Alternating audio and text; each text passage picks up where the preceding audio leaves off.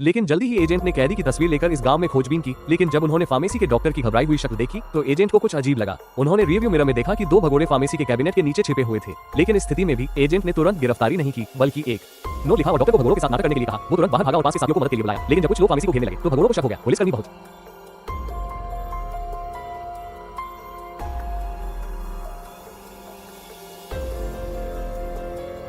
सावधानी से पास आ रहे थे, फिर भी एक भयंकर गोलीबारी हुई। पूरी फार्मेसी तहस नहस हो गई। एजेंट छोटा काला गोली से बच नहीं सका, लेकिन बुलेट प्रूफ जैकेट की वजह से उसकी जान बच गई। लेकिन उसे बिल्कुल भी उम्मीद नहीं थी कि उसके साथी ने तुरंत एक मूर्खतापूर्ण निर्णय लिया।